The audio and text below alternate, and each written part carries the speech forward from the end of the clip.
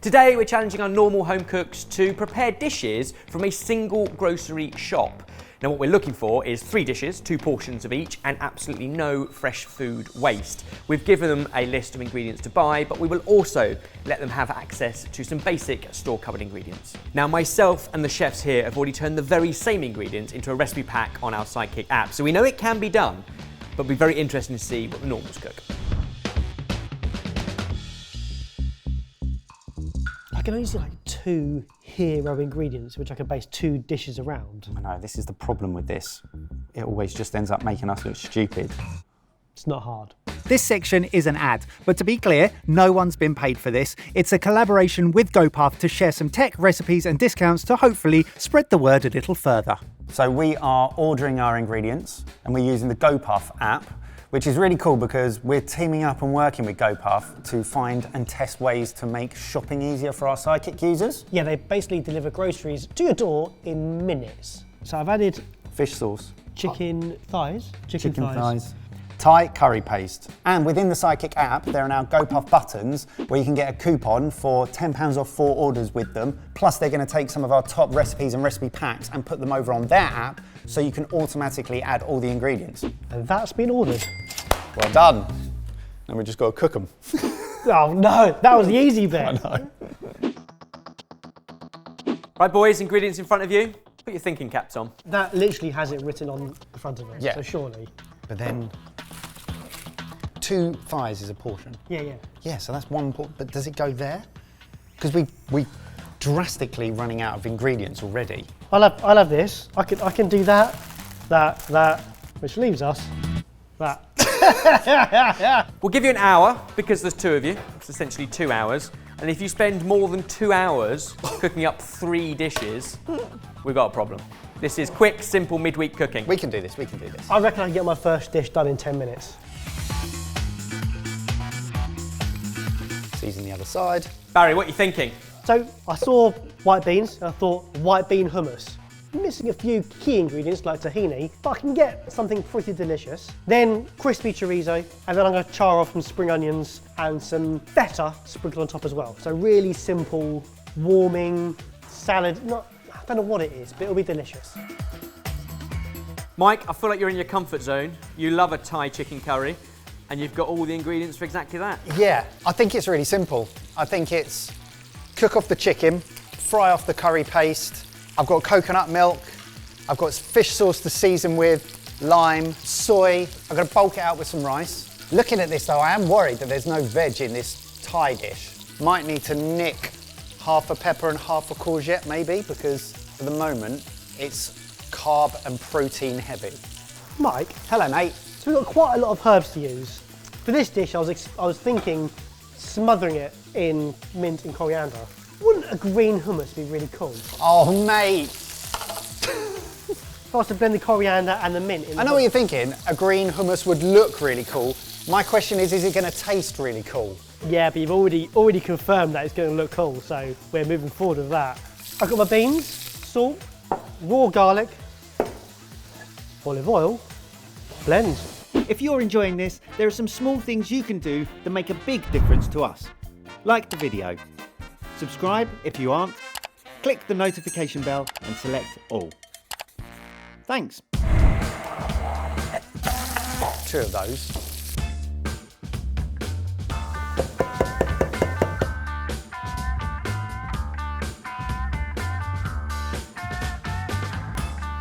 Spring onions going in. Should have gone in a bigger pan. Like half a feta on this first one. Yeah, sure. Frying off the green curry paste, I'm getting a plate. peppers, things looking good. Okay, you've got to really think about this second dish. I might need some chicken, mate. There's not much of a portion here, I'm going to be honest with you.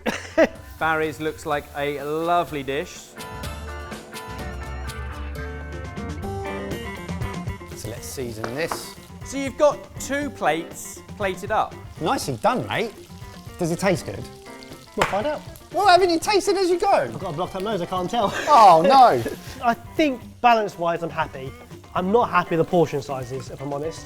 What are you thinking of this third dish? Once that's cooked, Yeah. take half of it and then fry off in some oil the chorizo tomato paste, and then put the rice in there and coat it in all those Oh, right, flavours. so mix it into it. Yeah, okay. yeah, that's pretty much done. We just keep it warm and moist.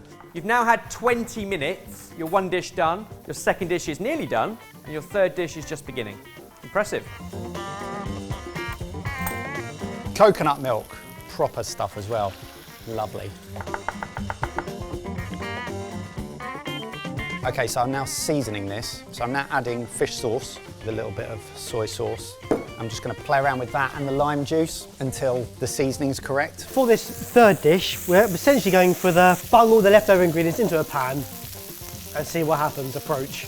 I've got courgettes, peppers, spring onions, garlic, chorizo, frying off in a hot pan, tomato paste going in to cook out, and then toss that in our cooked rice and finish it with a load of feta cheese and herbs. Yeah. Not dissimilar to a Basque-style rice dish, so northern Spain.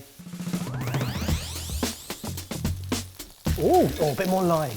Needs more zing. Yes, chef. I agree with Baz. That citrusy zinginess is needed. So I've just grated in a little bit of garlic at the end.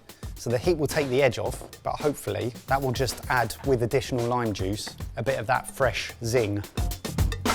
As soon as your rice is ready, mate, I'm down here. Let's have a look at this rice. Here we go.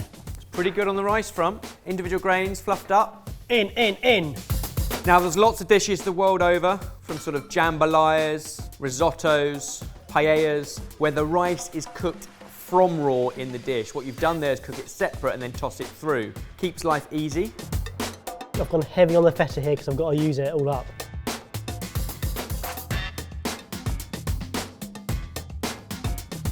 Can I have some of your coriander to chuck on that? Oh, please. I've got some left. Well, there's a lot here. What are you going to do with your leftovers? We're going to wrap it in kitchen roll, damp kitchen roll, and put it in the fridge. And use it in the next 2 days? Yep, for up Or to 2 days. Blend it up into relatively hot oil and keep it for about a month. Fresh herbs make such a difference. I think that's one of the best attempts at this that we've ever had. Nicely done. Right, let's get these into the sexies and then I want to taste.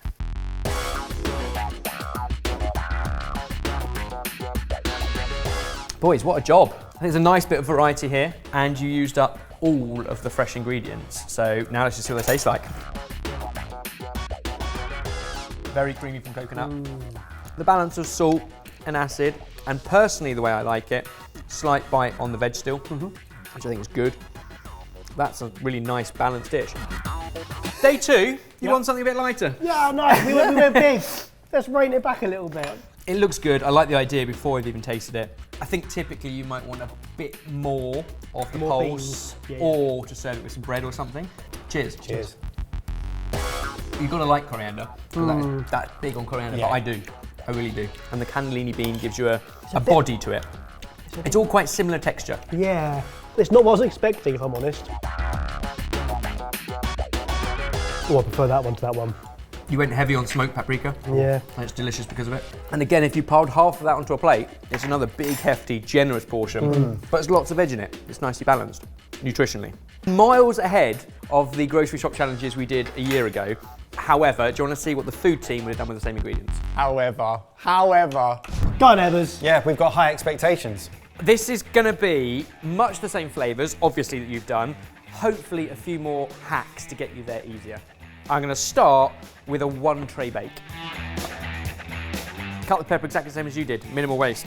Chef. Nailed it. Thanks. The other thing to do at the start of any recipe is to make sure you are preheating and boiling a kettle if needed. So oven on and put a kettle on. The whole pepper going into this dish, Okay. half of the spring onions. In fact, there's the one dish. Let's put them in there. What went to, okay, right. Okay. Chicken now. 2 chicken thighs.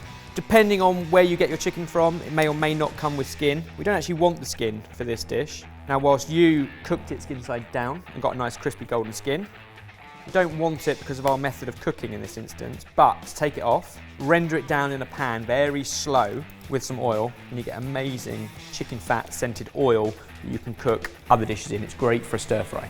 And again, when you buy your chicken thighs, often they will come skinless, boneless. But if it come with a bone, just cutting around that to take the bone out. Taking your time so you don't lose too much meat in the process. All the chicken cut into bite-sized pieces. It means that what you get is, I'm not going to do the maths, but 20, 24 little tiny pieces, which means you kind of get a bit of chicken with every mouthful, even though it's only 2 chicken thighs. So you spread the flavour further Absolutely. with it. Brilliant. Smoked paprika, a tablespoon, a teaspoon of dried oregano, a teaspoon of chili flakes, and then half a teaspoon of cinnamon. Chicken stock cube, 2 tablespoons of oil, 1, 2. So what's he going to do now? Season up. And then dry store orzo. I didn't see that coming. What? Gonna weigh it into our 1 pot cook. That's it. I'm going to mix all of that together to get all of those spices and oil and stock to combine. 500 ml of water. You absolutely can do it on the hob with a lid. This is a super easy tin-foiled version. That goes into an oven for 15 minutes at 210, at which point you whip off the tin foil and cook it for another 15 minutes. Okay. So it's about half an hour of cooking, but in one pot, completely passive time. All you've got to do in that time is get rid of raw chicken and pick some mint. That's annoyingly simple. And now he's done it, really flipping obvious. So while that one's cooking off, Yep. let's do the second one. Even more familiar to your dish. We're gonna do the Thai chicken. And we're doing it all in one pot. Because you use 3. 1 to make your sauce, 1 to cook your chicken, 1 to cook your rice. I'm gonna do it all in one pot. How's he going to do this? If he uses all the same ingredients, And makes it it taste taste better. It's going to be gutted. And we know that's going to happen. Yeah, yeah. What we need is 150 grams of basmati rice, unwashed. It's going in there with a full tin of coconut milk. We're gonna season it up in the pan with a tablespoon of Thai paste and a tablespoon of fish sauce and just 200 ml of water. Combine it all together and then put it onto a heat to bring it up to a boil, and in that time you can prep the other ingredients. The only thing you need, generous pinch of salt. That's sugar. That's not. So this time, pretty much just quartering each thigh, so they're much chunkier pieces, and we're going in with 1 large or 2 small courgettes. It will depend on how they arrive. You're looking for about 340 grams worth. And I would say the best way to cut a courgette is to make it as square as possible first, and then go along. Now this mixture is just starting to come to a simmer. So now we're going to go in with the chicken thigh, which is essentially going to half poach, half steam inside of this pan, because we are going to put the lid on top, along with all of this courgette. And it's a vegetable that loves to be steamed because it is a very delicate summer vegetable. See, I've poached chicken in Thai curry style sauces, just like this all the time. Never, ever, ever done it with the rice. No. Now the lid goes on so that it does steam, and that goes into an oven until it's cooked. 15 minutes, it might take 20. What you're looking for is to be able to see the grains of rice on top because the milk has been absorbed. It will depend on the size of your courgettes because there's a lot of water in courgettes. So 15 or 20 minutes, and in that time, clear down raw chicken, quarter a lime, and get ready to prep all your coriander, make sure it's washed and clean, and half of your mint. And that's it. That's it. Almost, it's getting annoying now. Yeah, it's good though. It is good. So this last dish is a bit of a fusion thing. We've taken the inspiration of something like a minestrone, which has got pasta, it's got cured pork in it, it's got vegetables in it, often it's got beans or lentils in it, around a kind of tomatoey broth. And that's what we're doing, but with chorizo. So you're using the beans and the pasta in this dish? Yep. Start to render out the fat from the chorizo. The spring onions can go in as well. Garlic going in. So what I've done is I've cut a hole just small enough to get the liquid out so that I'm not having to use a colander and an extra bowl like Baz did. So it's all about building this dish. While you're chopping up the chorizo and that's sweating off, you can do the spring onions, add that. Once that's sweating off, you can add in the garlic. Give it a little time so you can smell that garlic, and then in with tomato paste, just a tablespoon. Top tip, always cook tomato paste out before adding in too much more liquid. At the moment, that's mostly oil and tomato paste. And then there's really only a couple more ingredients going into this. The tin of beans that you guys had, or carton, and some pasta, because it's minestrone, and that combination of lentils, pulses, and pasta in lots of lovely flavoursome broth is what we're looking for. Because there's lots of beans in there, we're only going with 150 grams of pasta for 2 portions. So I'd normally say it's about 100 grams per portion, but you don't need all that because you've also got the beans. And then no exact science, because this is kind of a brothy, soupy thing, but you want enough water to go about 3 centimetres above the ingredients in the pan. It's going to bubble away for about 12 minutes until that pasta's cooked, and then we're going to serve it up with the other half of the feta on top. The Greek orzo dish, you can see, is saucy. Silky. It's silky. This is actually incredible to eat now for dinner, but because of the flavours, it holds really well as leftovers the next day as well. So all I'm going to do is crumble over half of our feta and finish it off with half of our mint. That is the first one pot winner.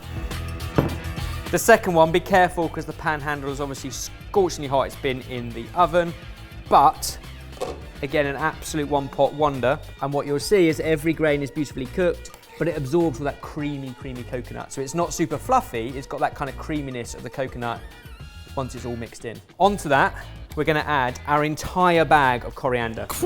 But we don't chop it up because then every mouthful's the same. By doing it like this, as you eat it, every mouthful gets different strands going through. And what's really important to balance it out is our lime, which people can squeeze over the top.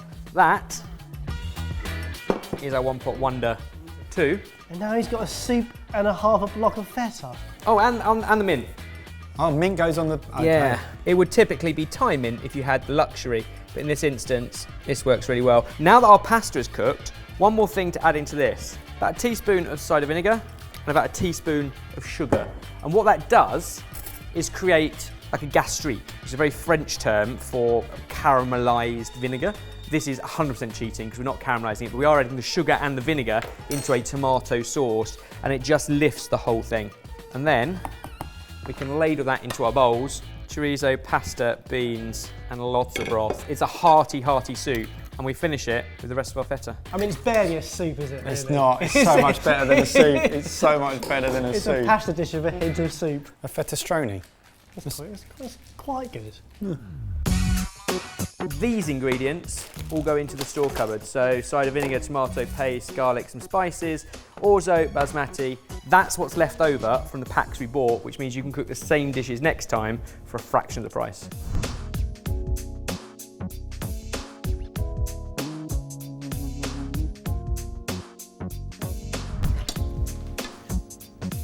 Cheers.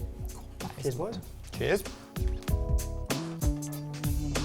Oh, that's a winner. Really soft chicken because it's kind of poached, steamed, and then every mouthful's slightly different. As you get more mint, more coriander, a chunk of courgette. Wow, that's delicious. Eat that forever. Right, reset. Impress us.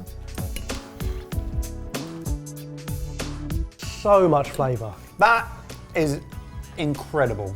That is so intense with spice.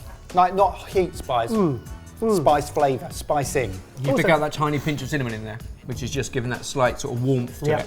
White bean, minestrone-esque thing, but with feta and chorizo.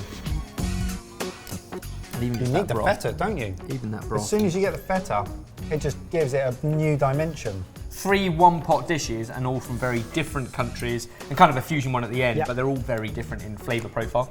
That's a lot of food, and no washing up. Very little, like a chopping board and knife each time. The rest all happens in a pot. It's seriously impressive. But let's not take away from the fact that we did did a really a good good job. You did the best grocery shop challenge I've ever seen.